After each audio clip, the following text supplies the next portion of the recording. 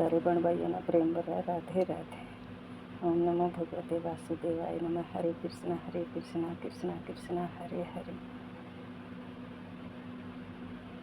हम परमात्मा के उस बाग के फूल हैं, उस बगीचे के पत्ते हैं, उस बगीचे की कलियां हैं। ये पूरा संसार इस भगवान का बनाया हुआ है और हम उसकी जड़, पेड़, पत्ते, फूल, कलियां, कुंबड़, ये सब हैं एज के अनुसार। जो बुजुर्ग हैं वो जड़ हैं, जो मीडियम हैं वो तना है, फूल पत्ते हैं बच्चे, जो नई कुंबड़ हैं वो अगले गर्भ के बच्चे हैं।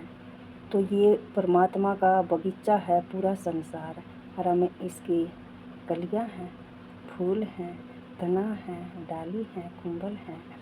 तो एक दूसरे का इतना प्रेम करो, एक दूसरे के सुख दुख न समझो।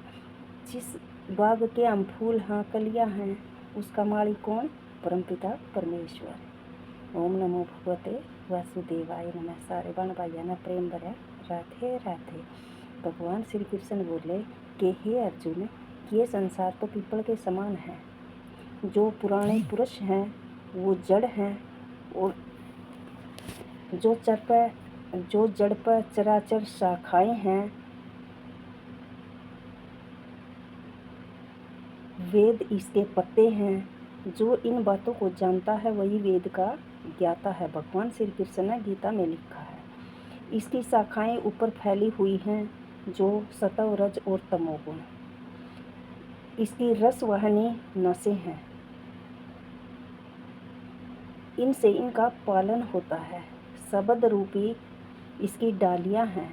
पिछले क्रम के अनुसार प्रकट होने वाली इसकी जड़ें मनुष्य लोक में और नीचे तक फैली हुई है। हे अर्जुन, ये पूरा संसार पीपल के पेड़ की तरह है।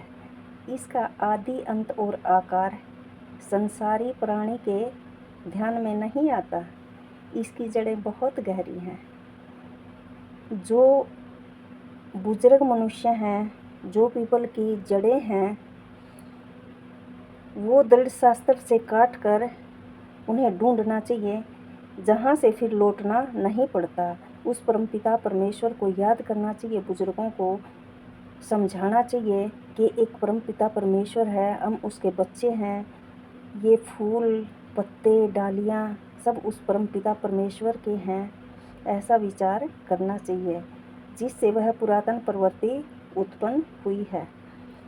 उसी आदि पुरुष की शरण में हूँ मैं, उसी परमात्मा की शरण में हूँ मैं। अहंकार और मोह रहित होकर संग दोष को जीतने वाले, आत्मज्ञान से निरंतर सब कामनाओं से दूर होकर सुख दुख नामक द्वंद्व पदार्थों से मुक्त ऐसे ज्ञानी पुरुष परम पद को पा लेते हैं, जिसे सूर्य, चंद्रमा या अग्नि प्रकाशित नहीं करते। वही मेरा परम धाम है। श्री कृष्ण बोले, हे, वहाँ जाकर लौटना नहीं होता।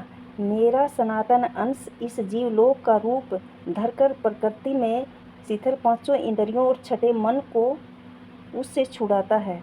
जैसे वायु पुष्प आदि की गंध को एक दूसरे स्थान पर ले जाता है, इसी प्रकार यह देह स्वामी शरीर धारण करने के बाद जब उसका परित्याग करता है, तब इंद्रियां और मन को साथ ले जाता है।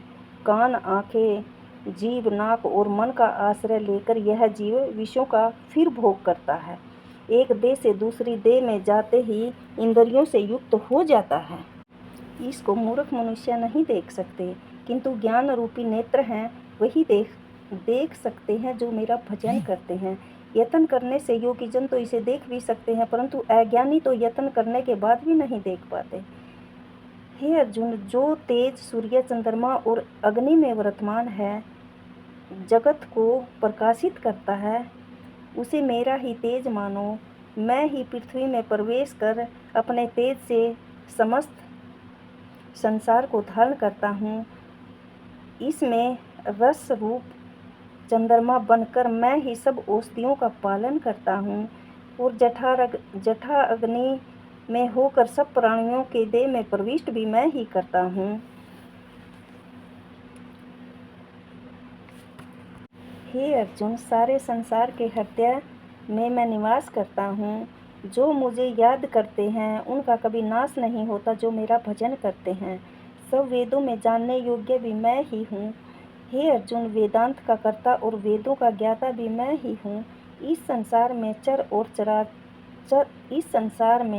चर और अचर ये दो पुरुष हैं। जितने नाशवान प्राणी हैं वे चर कहलाते हैं, और जो शैल शिखर के भांति शिथिल मन वाले हैं उनको अचर कहते हैं। किंतु उत्तम पुरुष परमात्मा में विलीन रहते हैं, उस परमपिता परमेश्वर को याद करते हैं। मैं उनसे कभी भी अलग नहीं होता। हे अर्जुन, मैं चर और अचर से उत्कृष्ट हूँ। इसी कारण मैं लोक और वेद में पुरुषोत्तम नाम से विख्यात हूँ। हे भारत, जो ज्ञानी जन इस प्रकार से मुझको जानते हैं, मेरा भजन करते हैं, वे सब कुछ ही जान जाते हैं। हे भारत, शास्त्र के गुप्त वेद को मैंने तुमसे सुना दिया है। इसे जानकर बुद्धिमान मनुष्य कृतकृत्य हो जाते हैं। ओम नमो भगवते वासुदेवाय नमः। राधे राधे।